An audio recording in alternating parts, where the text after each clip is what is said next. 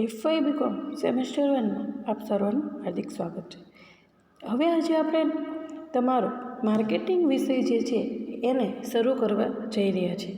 તો તમારે same 1માં marketing જેમણે રાખ્યું છે એમને ટોટલ 2 વિષયનો અભ્યાસ કરવાનો આવશે.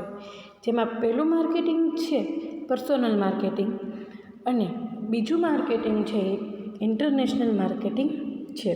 તો આજે આપણે શરૂઆત કરશું પર્સનલ માર્કેટિંગની, જેમાં આપણે સૌથી પહેલાં આજે અભ્યાસક્રમ વિશે માહિતી મેળવશું. તો તમારે માર્કેટિંગમાં પહેલું યુનિટ છે બજાર ક્રિયાનો પ્રારંભિક પરિચય, એટલે કે બજાર ક્રિયા કોને કહેવાય, તેનું સ્વરૂપ કેવું હોય, તેમનું કાર્યક્ષેત્ર કેવું હોય, માર્કેટિંગનું મહત્ત્વ ધંધાના કાર્ય તરીકે કેવી રીતે છે અને અર્થશાસ્ત્રમાં તેમનું મહત્ત્વ કેવી રીતે છે, માર્કેટિંગનો ખ્યાલ આધુનિક રીતે કેવો છે અને પરંપરાગત રીતે કેવો છે, પછી વેચાણ અને માર્કેટિંગ વિશેની માહિતી. આ તમારે માર્કેટિંગના પ્રારંભિક પરિચયમાં આ વિશે માહિતી મેળવવાની છે. તેમજ તમારે 4P એટલે કે માર્કેટિંગ મિશ્ર, જે 4Pથી માર્કેટિંગ બનેલું છે, એ 4P માર્કેટિંગ મિશ્ર વિશે પણ માહિતી તમારે આ યુનિટમાં મેળવવાની છે. પછી તમારું બીજું યુનિટ છે માર્કેટિંગ પર્યાવરણ. માર્કેટિંગ પર્યાવરણ 2 રીતે અસર કરતું હોય, આંતરિક રીતે અને બાહ્ય રીતે ધંધાકીય એકમમાં. તો આંતરિક રીતે કેવી રીતે અસર કરે અને બાહ્ય રીતે કેવી રીતે અસર કરે છે તેની વિશેની માહિતી તેમાં મેળવવાની છે. પછી છે ગ્રાહક વર્તણૂક.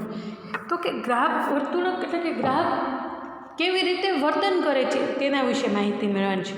તો તેમાં તમારે અભ્યાસ કરવાનો છે સ્વરૂપ, મહત્ત્વ, કાર્યક્ષેત્ર અને પરિબળો.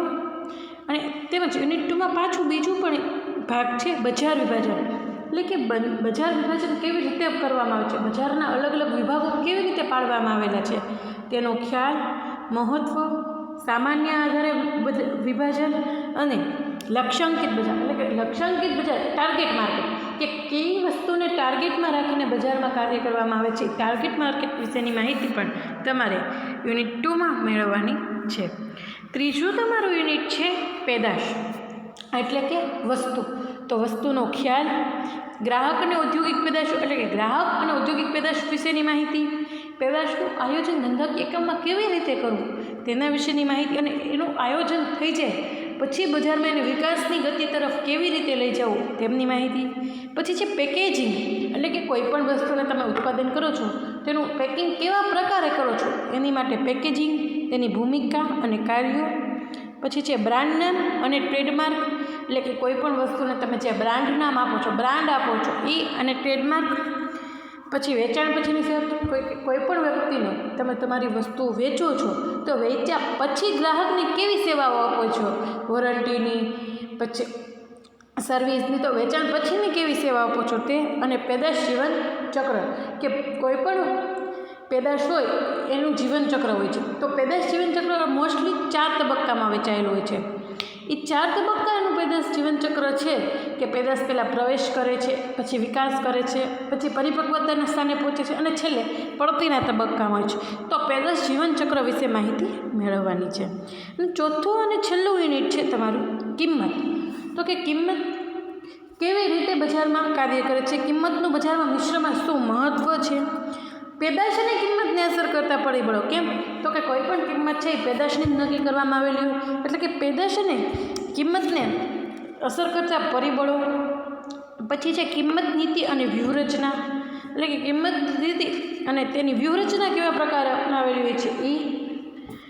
પછી છે પુનઃ વેચાણ કિંમત જાળવણી, એટલે કે ફરીવાર વેચાણની કિંમત આપણે નક્કી કરીએ તો એની કેવી રીતે માહિતી મેળવવાની એની વિશેની માહિતી છે. અને છેલ્લું છે વળતર અને રિબેટ, તો કે તમે જ્યારે કોઈ પણ કિંમત એવી નક્કી કરો તો તમને સામે કેટલા પ્રમાણમાં વળતર મળે છે તેના વિશે માહિતી મેળવો. તો આ તમારે માર્કેટિંગ, પર્સનલ માર્કેટિંગમાં 4 યુનિટનો અભ્યાસ કરવાનો છે, જેની માર્કિંગ પદ્ધતિ આપ સૌ જાણો છો.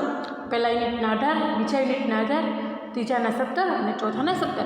આમ તમારું ટોટલ માર્કેટિંગ 70 માર્કમાં વહેંચાયેલું હોય છે. તમે સૌ માર્કિંગ પદ્ધતિઓ જાણો છો. આ 4 યુનિટનો અભ્યાસ આપણે પર્સનલ માર્કેટિંગમાં કરીશું.